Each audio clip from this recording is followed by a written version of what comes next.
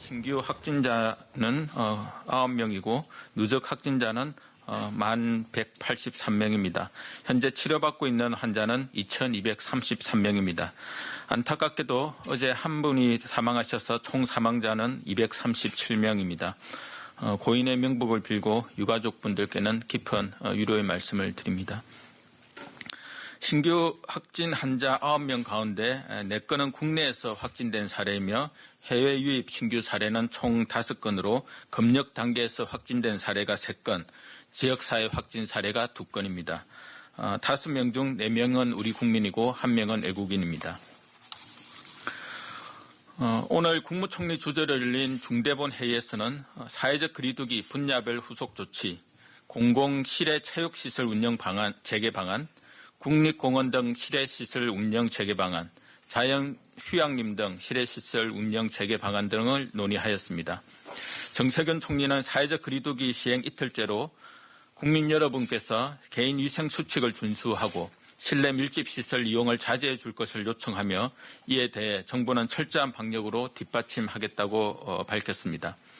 또한 내일부터 실외 공공시설부터 운영을 재개하며 방역 환경이 준비되는 대로 야외 체육시설 운영을 재개해 줄 것을 당부하는 한편 국민 여러분께서는 운동 전후 친목 모임이나 단체 식사를 삼가 주실 것을 요청하였습니다.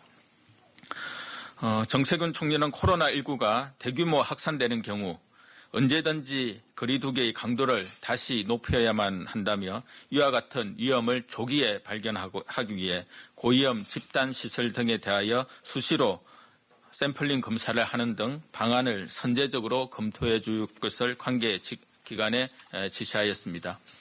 4월 18일 이후 확진 환자가 10명 내외로 지난주보다 감소하는 추세입니다.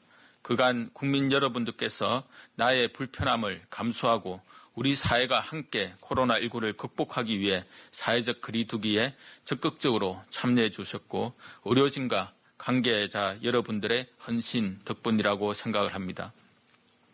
다만 선거와 같이 국민들의 대규모 이동의 영향과 전파 경로를 알 수 없는 지역사회 감염 사례 등을 고려하여 어제부터 5월 5일까지 사회적 거리두기를 실시한다고 발표한 바 있습니다. 불편과 피로감을 느끼시는 국민 여러분들께 협조와 양해를 부탁드리며 지금까지의 노력의 결과가 헛되지 않도록 조금만 더 힘을 내셔서 사회적 거리두기에 동참해 주실 것을 당부드립니다. 정부는 오늘 회의에서 사회적 거리두기 후속 조치로 공공시설의 단계적 운영 재개와 생활 속 거리두기로의 이행을 위한 준비를 논의하였습니다. 실외시설이 아닌 경우에도 각 시설 특성에 따른 위험도를 고려하여 방역 조치와 운영 재개 방안을 철저하게 준비하고 전문가위원회 등을 통해 감염 확산 위험도 및 생활방역 준비 사항을 평가하여 5월 5일 이후 사회적 거리두기 수위 조절 결과에 따라 공공시설 운영을 재개할 계획입니다. 또한 생활 속 거리두기 이행 준비를 위한 방역 지침을 조속히 마련하여 국민들이 미리 학습하고 실생활에 적용할 수 있도록 순차적으로 공개할 예정입니다. 생활 속 거리두기 지침은 내일 개인 지침과 집단 지침의 기본 수칙 초안을 공개하고 금요일에 일상에서 자주 접하는 생활 환경 또는 시설 등에 대해 유형별 세부 지침 초안을 공개할 계획입니다. 이에 대하여 이해관계자 의견 수렴과 생활방역위원회의 검토를 거쳐 확정 배포할 예정입니다. 또한 사회적 거리두기 후속 조치의 원활한 추진을 위해 각 부처와 지자체의 생활 속 거리두기 전담 조직을 구성하고 관계 부처 TF를 통해 제도적 지원 방안을 논의할 예정입니다. 아울러 개인, 단체 등이 지켜야 할 기본 준수 사항에 대한 법적 이행력 담보를 위해 감염병 예방법 개정을 통해 과태료와 같은 벌칙 규정 신설을 추진할 계획입니다. 공공부문 실외 체육시설 운영 재개 방안에 대해 말씀드리겠습니다. 지자체가 운영하고 있는 축구장, 체육관과 같은 공공체육시설 중 2만 4천여 개 실외시설의 경우 확진자 발생 사항 등 지역별 여건과 밀접 접촉 등 시설의 특성을 고려하여 해당 지자체가 시설 운영 재개 여부를 결정하도록 하며 많은 실외시설들이 이번 주부터 운영을 재개하게 됩니다. 다만 공공 실외체육시설 운영을 재개하는 경우 방역 세부 지침을 준수하고 지자체의 특성을 반영하여 탄력적으로 적용할 수 있게 합니다. 방역 세부 지침은 방역 조치 완료 후 운영 재개, 유정상자 및 최근 2주간 해외 이용 경험자 이용 제한, 운영 시간, 이용 인원 등 제한으로 이용자 분산 유도, 이용자 발열 체크 및 마스크 착용 등의 내용을 담고 있습니다. 또한 공공 실외 체육시설에서의 행사, 스포츠 관람 등은 필수적인 행사부터 무관중 혹은 소규모 경기로 점진적으로 시행하도록 하였습니다. 다음은 국립공원 등 실외시설 운영 재개 방안에 대해 말씀드리겠습니다. 국립공원은 방문객의 감염 우려에 따라 사회적 거리두기 기간 동안에는 현행과 같이 탐방로와 90개 시설 가운데 29개 주차장만 운영할 계획입니다. 이와 함께 생활속 거리두기 이행 준비를 위해 야영장과 생태탐방원 등 체류시설의 순차적 개방 계획을 마련할 예정입니다. 전국의 공영 동물원과 국립생태원, 생물자원관은 방역 지침 이행을 전제로 야외시설을 개방합니다. 2월 넷째 주부터 공영 동물원의 실내시설, 국립생태원과 생물자원관의 실내외 15개 시설 모두 휴업 중이었으며 현재 5개 동물원만 야외시설을 한정적으로 운영 중에 있습니다.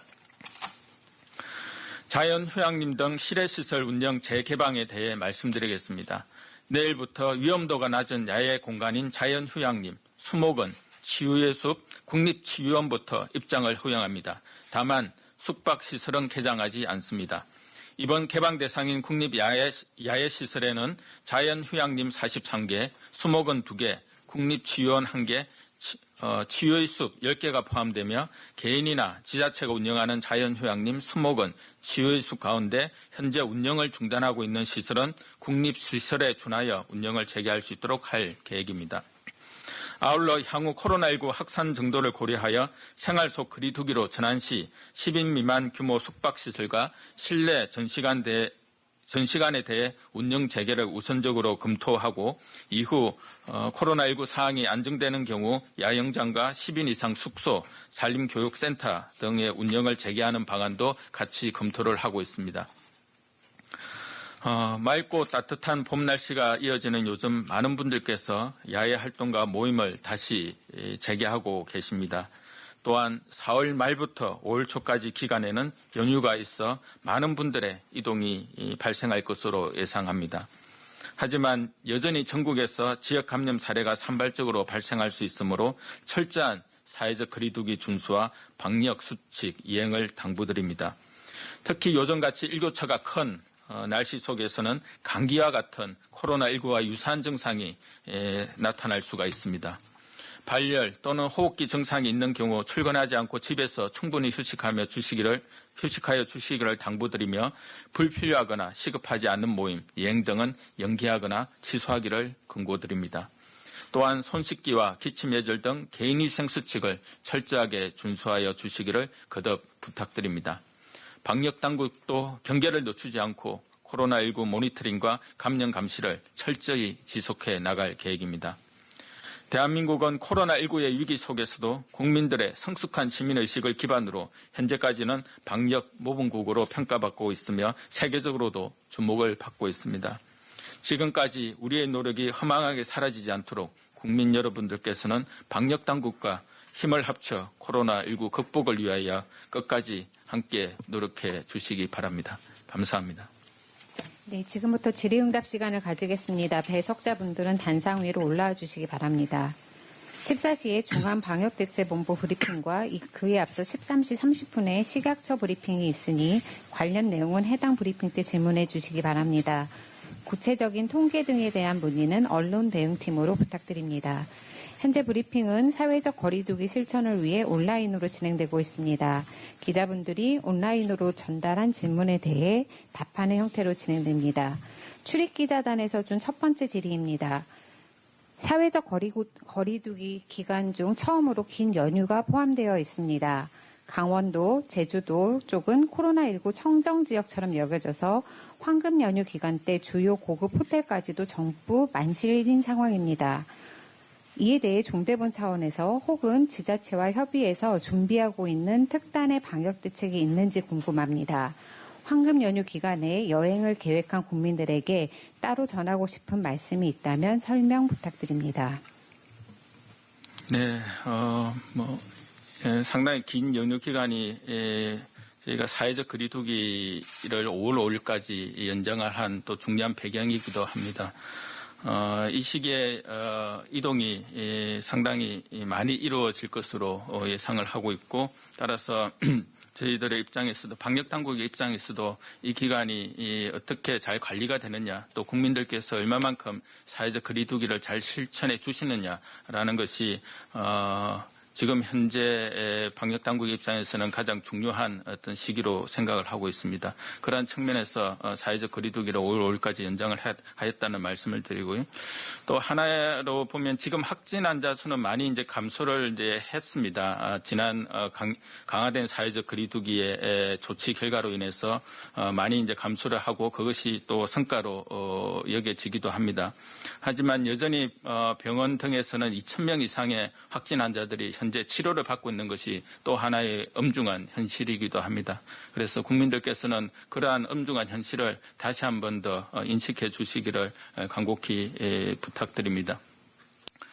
부득이하게 저희들은 기본적인 방역당국의 입장은 이동을 가급적 자제해 주실 것을 부탁을 드립니다. 하지만 부득이하게 이동을 하시는 경우 또 연휴 기간 동안에 시간을 별도로 여행을 잡으신 경우에는 이 경우도 사회적 거리두기를 또 물리적 거리두기를 반드시 실천을 해 주실 것을 부탁드립니다.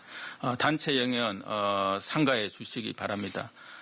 가족 모임을 가더라도 동거하는 가족들 중심으로 가족 모임을 가시는 것을 부득이한 경우는 해 주시기 바랍니다. 여러 사람들이 같이 이동을 하게 되는 경우에는 그것으로 인해서 접촉자가 발생을 할 수가 있고 또한 강원도라든지 제주도가 확진자 수가 적긴 하지만 이동이 많게 되면 또 확진자가 지역사회에서 발생할 가능성들은 언제든지 상존하는 것이 이 코로나19의 특성이기도 합니다. 숙박시설에 가셨을 때는 숙박시설에서도 방역 지침을 철저하게 지켜주시기를 바랍니다. 그리고 숙박시설 내에서의 어떤 관리자들께서도 발열 체크라든지 그다음에 손소독제 비치 그리고 사람들이 모이지 않도록 하는 여러 가지 거리두기의 어떤 기본적인 조치들을 신경을 써 주시기 바라고 꼭 그렇게 해 주시기를 바랍니다. 또한 관련 지자체에서도 이러한 연휴 기간 전에는 아마 관리를 훨씬 더 강화할 수밖에 없을 거라고 저희들은 생각을 하고 있습니다. 방역당국과 지자체가 같이 협의해서 이러한 어떤 이동이 빈번하게 일어나는 지역들에 대해서는 숙박시설 그리고 식당 또 사람들이 모일 수 있는 그런 공간들에 대한 방역 지침 또는 방역 준비가 얼마만큼 잘 지켜지고 있는지에 대한 노력들도 같이 해 나갈 예정입니다. 저희들은 이전에 총선 때에도 사회적 거리두기를 통해서 많은 사람들이 이동을 했지만 철저한 관리를 통해서 이후에 문제가 발생하지 않는 그런 경험들을 가지고 있습니다. 지금까지는 큰 문제는 발생하지 않았습니다. 조금 더 이제 경과를 좀 지켜봐야 되겠지만요. 하지만 이렇게 관리되는 상황에서의 어떤 방역 조치를 통한 어떤 이동과 전혀 그런 것들이 갖춰지지 않는 상태에서 자유로운 이동이 나타나는 경우하고는 상당히 상황이 이제 다릅니다. 그렇기 때문에 어떤 자유로운 이동이 있는 경우에도 반드시 거리두기를 지켜주시고 다수가 밀집해 있는 시설 공간에는 가급적이면 가지 않도록 하는 그런 부분들이 각 개개인별로 지켜주시기를 바라고 또 각 시설이나 식당, 숙박업체들은 방역들이 철저히 지켜줄 수 있도록 하는 그런 준비들을 갖추어 주실 것을 거듭해서 당부드리겠습니다.